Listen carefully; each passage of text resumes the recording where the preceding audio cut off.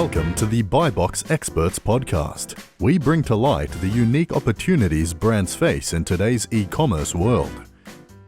Hey, and welcome to the Buy Box Experts podcast. This is Eric Stopper. This episode is brought to you by Buy Box Experts. Buy Box Experts takes ambitious brands and makes them unbeatable.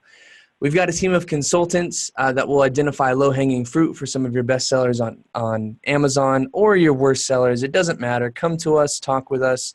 We've got a full schedule, but we'd love to talk with you about your brand. Go to buyboxexperts.com, click on the free analysis button. It's free, no strings attached. We do have limited time though, so just be sensitive to that. Looking forward to seeing you. Today, I am joined by John Ghiorso, founder and CEO of Orca Pacific. Orca Pacific is a full-service agency with a focus on Amazon. He's got a team of 50-plus former Amazonians who specialize in managing and optimizing content and advertising initiatives for their clients, sellers, and vendors, including brands like Mars and Reebok.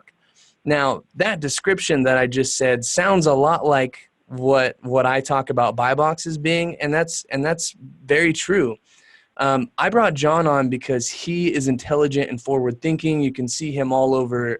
He's quoted in Forbes and the Wall Street Journal. Orca Pacific is absolutely a competitor with Buy Box Experts. But Amazon is a sandbox that is daunting enough that we are all in this together, and I think everybody's going to get a lot of value out of this conversation. And so, John, welcome to the show. Thanks, Eric. Thanks for having me on. So, a lot to discuss. I wanna kind of get to probably the most relevant things that are on the top of people's minds right now. Our audience, right? These are Amazon sellers. These are even software people. These are businesses and brand owners. And so one of the most recent things that I read that you were talking about a few weeks ago was Amazon Live and the role that it's going to play in selling on Amazon. Can you kind of give me just a little flavor of your thoughts of Amazon Live? Yeah, for sure. So I think Amazon Live is a really interesting fairly new initiative for Amazon. It's very much in test mode right now. It's one of those initiatives that I think is going to be really impactful for the right brand. So what I mean by that is I don't think it's necessarily something that every brand should go out and try to do right now. But I think if live video in general plays to your strengths as a brand, meaning if you already do well in live demo environments, if you do well on QVC, HSN, if you've had success there, then I would say live video is definitely something that brands should be trying out. We've seen, frankly, mixed results when we've tried it with our clients, but I think those that have had a good history in live environments have seen really strong results. And certainly, I mean, for the right brand in the right category, if you can get strong results and then repeat those, it could potentially be a game changer. And I would expect to see Amazon continuing to roll this out, continuing to double down, not only on live video, but just video in general. Yeah, with all the brand registry little extras that they're throwing vendors and then sellers, it seems that they're definitely moving in that direction. Now, you mentioned a couple things, right? The right brand and the right category. I know that this is in beta, and we've only tried it on a few of our brands so far. We had one for TRX yesterday that went fairly well. But what are some of the right categories in your mind, and what kind of qualifies a category for being good for live video? Yeah, so in terms of category, I mean, I think it's categories and products that are demonstrable. I mean, doing it on a toothbrush or a toaster is probably not going to be real compelling. But if your product, well, I shouldn't say that because maybe you have the most interesting new toothbrush, electric toothbrush probably is a great product. But, a product, think like a higher price point, a more complex product, fashion-oriented product that really lends itself well to a demo environment. I also think it's a function of who's actually going to be doing the demo. So the talent, the production, the script, if you're using one, are all factors of success here. So this is, Amazon traditionally has not success or lack thereof has not relied heavily on creative components. And I think in live video, it does. I mean, you could have a great product, but poor execution on this and it won't work. You could have a great execution, but product that just doesn't really make sense for a live environment, and that's not going to work. So I think you do need to make sure you have the right execution, the right talent, and the right product. And if those three things coalesce, then it can, it can drive a really significant result, because the merchandising of this, the actual placement of the live video experience on the site, is right now very prominently placed. The top placements are on the daily deals page, today's deals, so second most traffic page on Amazon. So you can get it in front of a lot of people, but then it's going to come down to how long do they watch, does it resonate, and do they convert? Right. Execution at the point of interaction with the customer. Yep. So you guys have ran a couple of these.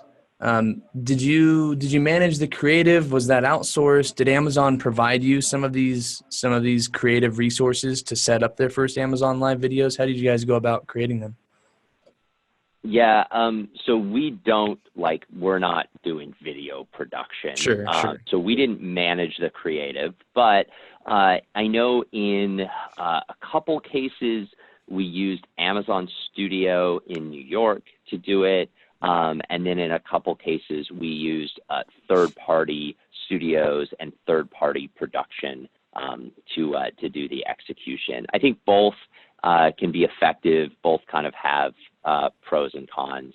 But my recommendation would just be, if you're not an expert as a brand, if you're doing this, if you're not the expert, you don't have an in-house studio, you're not running other live video on a consistent basis, then definitely work with pros that know what they're doing. This is a very unique skill set. So. Right. I think there's a lot of ways of vetting those kinds of companies, and we can probably do a whole segment on that. And I'm glad that you mentioned product positioning, merchandising. There's this book called Biology by Martin Lindstrom. I don't know if you've had a chance to read that. But he did this neural marketing study, and it uncovered this fact in the market that if your product isn't taking the main stage in whatever medium you're trying to position it in, that it's going to be overlooked, right? And the specific example that he gave was like when Reese's Pieces were given to E.T. in the movie, right? That was just transformative for the Hershey's brand. Like everybody went out and bought Hershey's, and Reese's Pieces were stocked in movie theaters and stuff like that. So one of the things that I've noticed about a lot of these Amazon Live videos is that they're super boring and they're really lame, and they're just like infomercial, kind of just talking about the products. Are we going to see a shift? Is there a shift already happening in telling a story and making it a little bit more engaging? What kind of things have you seen, or where do you see this going? Yeah, I mean, I'll just caveat this with I'm not an expert in video production. Sure, me neither. By no means. Just from a consumer standpoint, I know what looks good and what doesn't and what resonates with me. But I do think creative in video, whether frankly it's live or pre-recorded, will start to become more of a factor as Amazon emphasizes video more on the site. So we're already seeing an increased emphasis on video on detail pages. We're seeing video in brand stores. We're seeing now multiple betas where you can run video in advertising properties, and then you have of course live video as well. And so for all of these ways to show video to a customer, the video itself will also matter. So this isn't just a purely data-driven, programmatic templatized undertaking. There is a creative component, which is interesting. And, the placement can be great, but if the video doesn't resonate with people, then it's not going to work. You have to have both to be successful. So I think there's a lot of kind of, just kind of like Me Too. We need a video to have one right. content right now on the site, and I don't know that is really going to move the needle. I think I do think some thought needs to be put into the actual creative itself. Yeah, especially as it becomes more visible, right? Like if I'm able to occupy 10% of the first page that you land on Amazon, then I better, right, if I'm going to swing for that ball, I better hit it to the bleachers and into the parking lot. And so Yeah. an undertaking like that definitely takes a full team. So can you talk to me a little bit about Orca Pacific? Just kind of give us the rundown of the core philosophies, the way that you approach the Amazon problem, and what typical success metrics you use to measure, your effectiveness. Yeah, for sure. So we've been around for about 12 years at this point. I founded the company about 12 years ago. It was much smaller back then, but today we have over 50 people on staff. We're here in Seattle, so we're just kind of down the road from Amazon. And ultimately, we're set up to offer services in every facet of the Amazon platform as it relates to a consumer product brand. So, we do advertising, content, SEO. We deal a lot with back-end elements, operations forecasting, demand planning, et cetera. And then we do a lot kind of on the strategic elements of the site as well: platform strategy, pricing strategy, channel management, negotiations, things like that. At the end of the day, we exist to help brands maximize their opportunity on the Amazon platform. And I think that key maximize is an important one. There's a lot of brands, in my opinion, that are not doing anything wrong. They're on the platform. They're having a solid amount of success, but they're growing maybe at 20%, maybe at 30% a year. There's nothing wrong with that, but they could be growing at 50, 60, 70, 150% year over year if they did all of the right things, if they took a more aggressive stance, if they captured all of the kind of upside value that there is to capture on the platform. So at the end of the day, that is mostly what we're doing. Yes, we launch brands on Amazon. We launch products, of course, for existing clients, but our primary focus is actually in accelerating existing businesses on the site to kind of capture the true opportunity that exists. So one of the things that I've been trying to get to the bottom of this at all times, right? I'm interviewing brands, I'm talking to brands, I'm selling brands, right, on a service and helping them engage with our team, right? And sure. I wonder though, you have a big B2B client. I'm trying to remember their name. It starts with an S. Samsel, I think. You guys work with Samsel? Yeah. So B2B, right, is one of these big areas that has a ton of growth potential, but I've never seen anybody really able to justify that growth, right? Brands come to me and they say, yeah, like I heard that Amazon B2B is going to be this huge thing. Can you show me how it's going to be a huge thing? And Samsel very much falls into this category of B2B. And so what kind of things have you seen that has made this shift possible, and what can people expect, and what kind of actual data can they look at to know what their opportunity is on this new and emerging platform? Yeah. This is a super interesting question. So I'm actually very bullish on Amazon Business, especially I would say long term, like 5 to 10 years out. So Amazon Business, just to give folks context, especially consumer product brands that aren't really focused on business, I think sometimes misunderstand it. So it's a separate site that essentially mirrors Amazon retail. Let's just call it retail broadly to differentiate. So the site that everyone buys, movies and socks and whatever else they buy. So it largely mirrors the retail site. So it's primarily the same selection, same reviews, same content for the most part, same functionality, but it's catered towards a business customer. So right now, the last official numbers that Amazon announced were $10 billion in revenue, I believe, in 2019. Right. So it certainly there's scale there, but it's still relatively small compared to the retail business, which is 300 billion plus.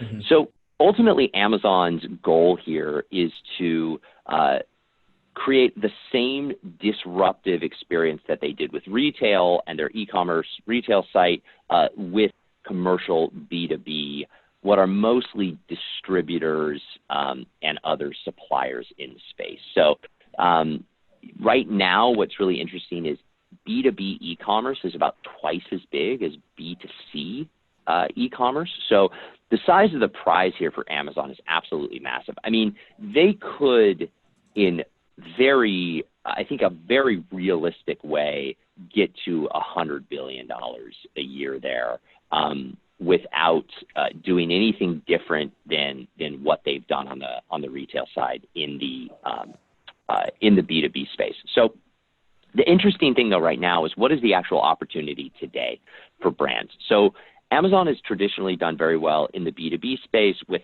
SMB. So small, medium-sized businesses, home office, even kind of those, is it a home office? Is it just your home? So really kind of smaller purchasers of products. They've done really well in categories that have had a significant amount of overlap between retail and commercial. So think things like janitorial, break room supplies, office products, furniture, things that, you might probably buy for your house, but maybe you'll just buy more of them for an office or a slightly bigger version of it for your office.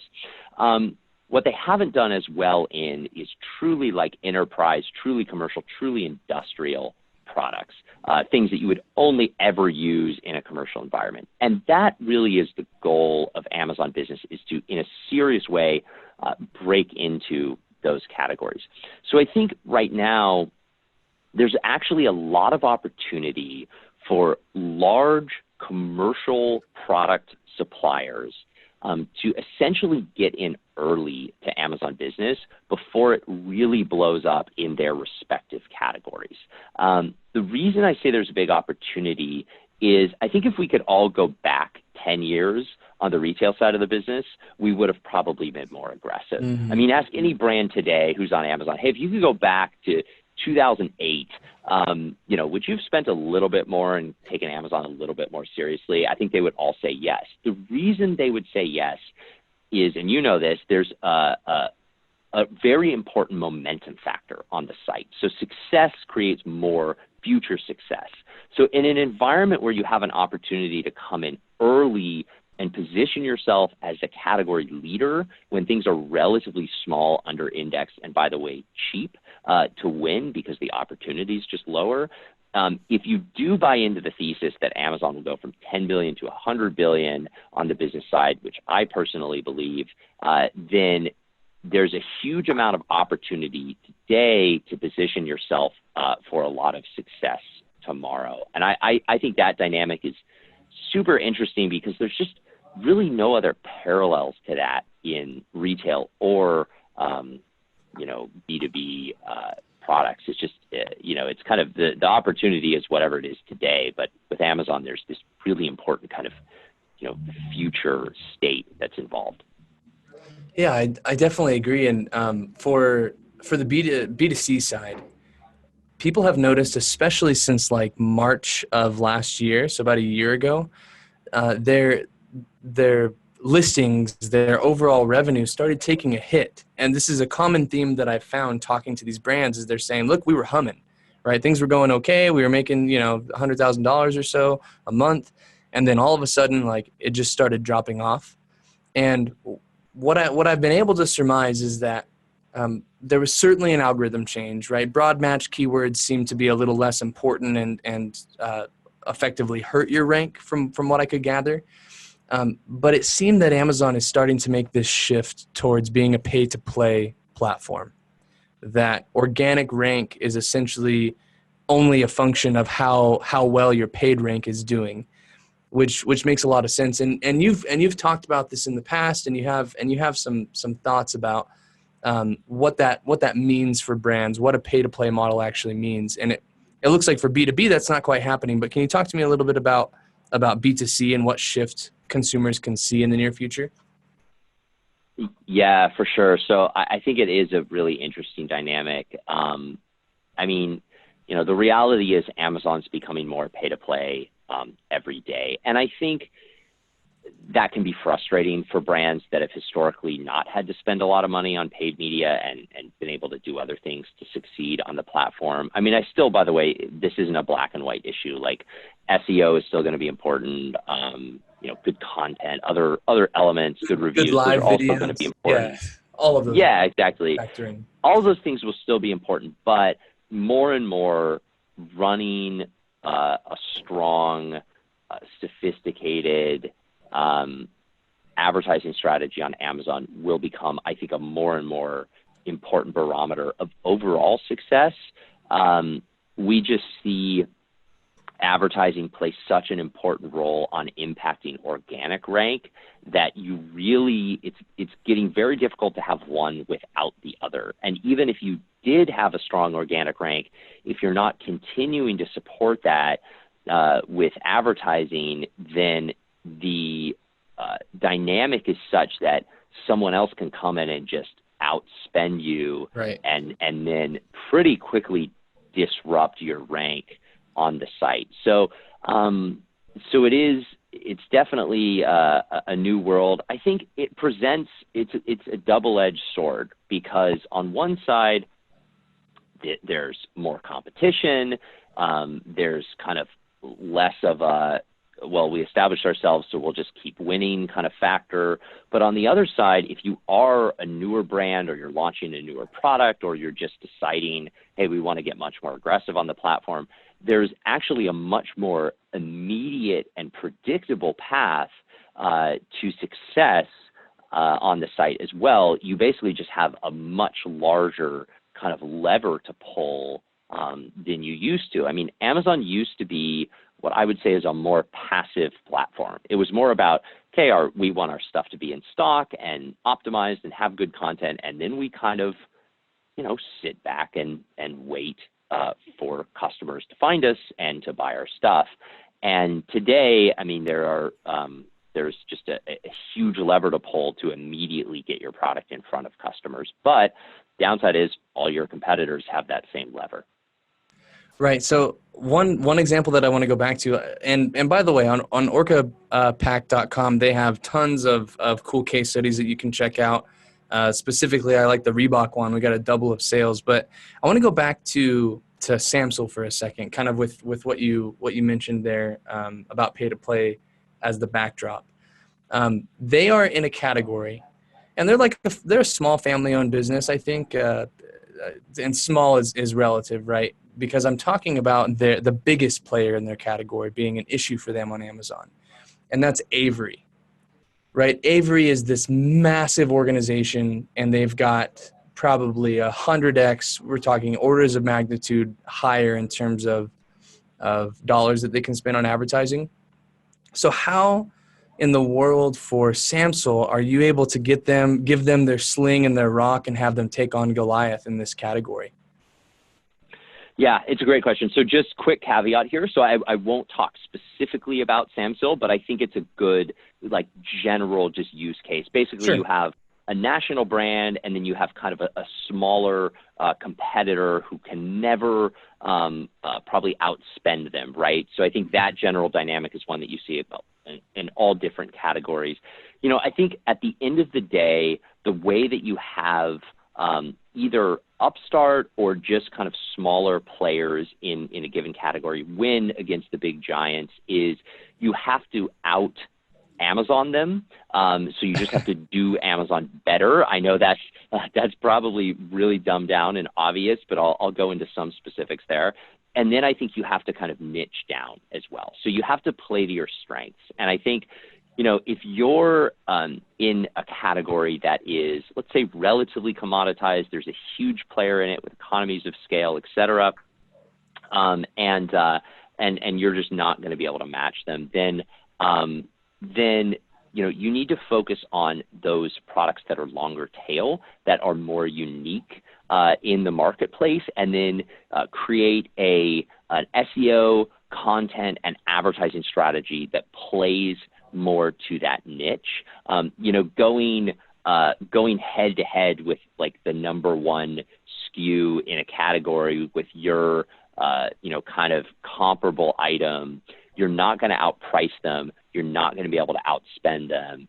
Maybe if they're not paying attention, you can build better content. You can do better SEO. You can get a bit more scrappy, but that's unless they're really asleep at the wheel, they meaning your big competitor, Right. that's probably going to be a tough battle to win. So then you have to figure out, okay, what can you do to kind of work around the edges, especially with selection, where it's not as, head-to-head competitive, and then really play to those strengths kind of, because Amazon thrives in the long tail, right? So like, sure, they're going to sell a lot of, just kind of $3.99 peanut butter, but they sell a lot more, like single source organic almond butter grown in wherever, right, than Powdered, any other right, retailer, because you can find that on Amazon. You can't find it anywhere else. So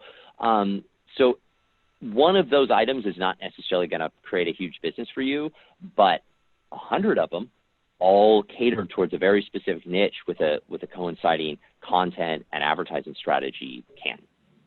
Right. Quality and quantity. You figure out your niche and then you begin to multiply it. I think that's definitely some excellent advice. Now, we could talk forever about this funnel, these longer tail keywords. And just to give everybody a little bit of context, right?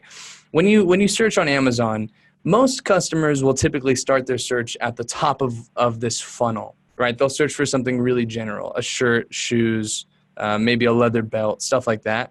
And then as they search, they're going to refine and this is how I shop. This is how most customers will shop. They refine the way that they interact with the search bar on Amazon. They add more words, they get more specific. Maybe they include brand names, stuff like that. And so when we're talking about taking on a big competitor, right? Like you've got to be a little bit more scrappy and be able to target those phrases of words that people are starting to search for that are super long tail. And John, oftentimes I found that when we're working with a brand who already has a presence, right? Maybe they're in 1,000 brick and mortar locations. They have a decently good website. Maybe they've sold on eBay and their Amazon's kind of weak. The work to get them up and running on Amazon is much easier. They've already got some people searching for their brand, and we're able to poise them so that they can capture those searches that are already happening for their brand.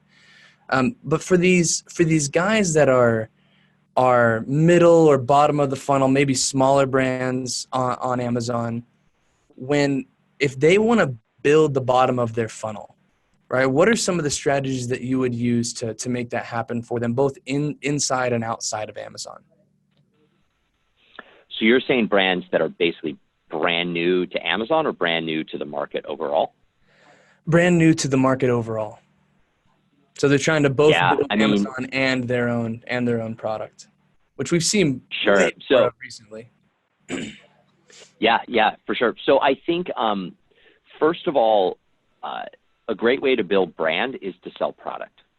So especially in the beginning, my recommendation would be get loyal customers and build a brand by selling them your stuff and then making sure they have a great experience. So I don't think you need to come in and try to like build this really like top of funnel brand awareness in the beginning. I think you should really, especially on Amazon, which is still very much a purchase driven platform, people are looking to solve a specific problem, buy a specific product. I think you should focus on building content and an advertising strategy, especially around whatever niche your product plays in or whatever unique attribute it has use that as kind of the linchpin and cornerstone of converting, finding and converting customers, and then kind of expanding out from there. Obviously there's some kind of just basic foundational stuff that needs to be done. You need to make sure the product is, available. It has a prime offer, whether it's 1P or 3P. It's the right price. It has, some initial reviews, good content, those types of things. But then from there, my recommendation would be put together a budgeting strategy on advertising where it's very flexible and based more around a performance marketing model than like a fixed budgetary model. I mean, we have a lot of brands come to us that are new and they say, well, how much should I spend on advertising? And it's like, well, you have no sales, so we're not going to apply a percentage of your sales. So somewhere between $1,000 and $5 million, which is not a very good answer, right? So what I always say is instead of coming up with a number first, why don't we come up with a series of KPIs that we believe represent a true incremental additive margin to use. So if we can build a series of KPIs that we think for every dollar you spend, you make $1.20 in margin, okay, that should be our first focus. And then let's find the dollars to support that. And as long as we can maintain that self-funding campaign, then we should probably spend as many dollars as we can find. Because if someone tells me, hey, I'm going to give you $1.20 for every dollar you give me, I mean, I'm going to empty out my bank account. So especially for newer brands, their success or lack thereof is going to be primarily based around, at the end of the day, you need to do everything right, and then you need to have a really effective advertising strategy. And you need to budget for that strategy in a way that allows you to unlock and take advantage of the full potential on the site, which means as long as there's still upside, you should keep spending to capture that upside. And that, by the way, then will directly relate back to organic relevancy rank. It'll help build brand. It'll get more customer awareness, more customers engage with your product and telling their friends. And all of those things will then flow from those sales. But I think oftentimes brands say, well, we need to build a brand first and then we'll have customers. We need to do this thing first and then we have customers. Well, sell product first and sell good products to the right people and make sure they have a good experience. And that's the best way to build a product company. Yeah, just sell, just start, right? Like get it into somebody's hands and then let them steer the ship for you, right? Leverage those customers. And I've talked in the past about this concept as basically like the Amazon robot, right? Like how do you interface with this robot? How do you get this money machine to spit out more money to you? And we use that same logic, right? Like if I can figure out how to create a long tail campaign for you that if you spend $1 on it makes you 10, right? Like the correct amount of money to spend on that campaign is more, right? Rounded up to the nearest thousand. And I think that a lot of people, they don't trust themselves in taking those first steps. Oftentimes, and I don't know if you guys experience this too, but oftentimes somebody will come to us they want Amazon help and they've never even tried. Right? They've never even really like gone out and tried to take the assumption, those first couple steps. And so you mentioned a few things, right? Like having a good product, making those first couple of flagship sales. And so before somebody talks to you or any Amazon agency, what are some of like the key checklist items that you feel like they should try on their own to get to know the platform a little bit and then to validate some of their assumptions? Yeah, I mean, I think everybody should at least take a shot at doing all of the things that an agency would do.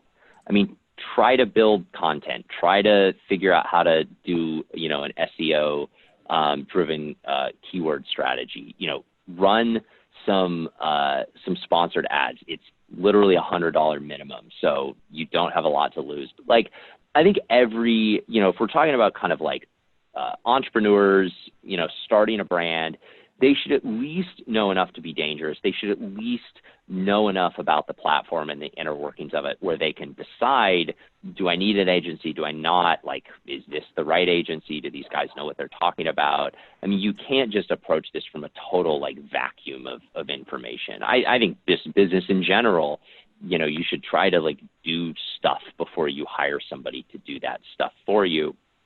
And I think hiring an agency is really no different. So, and then I would say on the product side, like, if you're coming into this game and you're just saying, hey, well, there's a lot of like black iPhone cases that are sold. I should make a black iPhone case. Like that ship has sailed a long time ago.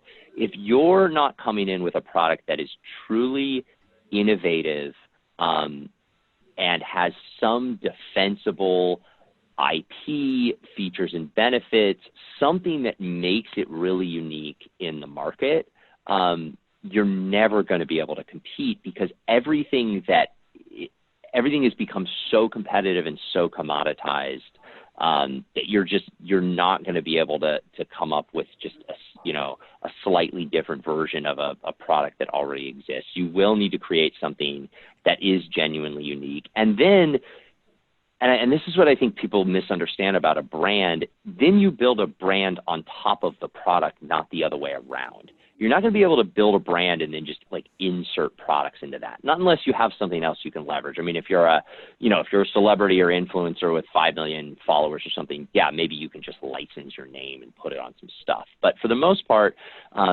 the product itself has to be valuable, and then the brand that you put on that product represents the value inherent in the product itself. So the product, the innovation, the design, the IP, whatever it is that makes your product unique, that has to stand on its own in a very, very competitive environment before you do anything else.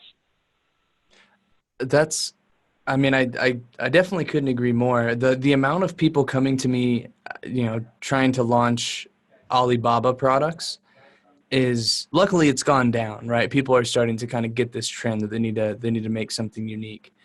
Yeah. It's just staggering, right? How many people are trying to do this, and some of the software companies that will post like, hey, like this category is great. They oftentimes will ruin those categories in a matter of weeks, simply because everybody kind of descends on those different markets. John, go ahead. Oh, I was just going to say, if it's easy, it's not going to work. It's wrong. Like someone else is already doing it if it's easy, right? And like people aren't stupid. Like they know that there's an opportunity to just go in and source product really quickly when they see an uptick in interest, demand or whatever, or like there are, and this, like you guys work with them, but there are large sellers at this point that just go and source product from China, and they will be faster and have more scale than any kind of solo entrepreneur could. So you have to be creating real value for your customer in the form of a differentiated product to win on Amazon at this stage in the game. And I've heard you say in the past, if you're going to create real value, you've got to create art, almost kind of tongue in cheek. You never want to be just like a factory that's just like, cranking people in and out. I think you were specifically referring to like people in our industry as the agencies, but I think that also applies to sellers, right? If you are just going to launch the same old thing, then don't waste your time. Right? Like go out and invent, go out and ideate, go out and validate, find real customers with real problems and build something around that. And then you mentioned, right, then start leveraging that to build a real brand. Yeah, absolutely. I mean, the business is very simple. Like in general, you either create a lot of value for a limited number of people, or you create a little bit of value for a lot of people. That's every business that is successful on the planet. That's their model, right? At the end of the day, so if you're a product company, if you're not offering something that is inherently more valuable to somebody for some reason, and it's not, by the way, going to be because it's cheaper, because you can't do that, because you have to have scale to do that. So that's out. You're not going to create something cheaper. So if you can't then create real value to justify what will inevitably be a higher retail than the commoditized version of whatever that product is, then you're not going to win. So you have to always be obsessed with your customer. You have to be obsessed with the value that you can provide to them. And you know, in consumer products, it's no different than any other industry. I couldn't have put it more. The thing that comes to mind when I'm thinking about these kinds of things is the amount of folks who are asleep at the wheel, where they've got maybe some products on Amazon and they just aren't even, it's not even on their radar, which seems really weird to me. And so this is kind of the period here where, John, how do I get people to get in contact with you? Where do I send them? How can folks get in contact with Orca Pacific? Yeah, for sure. So our website is a good place to start, orcapac, orcapac.com. We put out a lot of content there, videos, you know, articles, both like super tactical specific stuff as well as kind of, you know, higher level thought leadership, strategic stuff. So check us out there. And then we're also very active on LinkedIn. So if anyone wants to connect, personally, you know, I'm spend probably way more time than I should on LinkedIn. I'm the only John Ghiorso, so I'm easy to find. And then you can follow our company there as well for kind of the same updates we put on our website. Perfect. John, thank you so much for coming on the show. Thank you. Thanks for listening to the Buy Box Experts podcast. Be sure to click subscribe, check us out on the web, and we'll see you next time.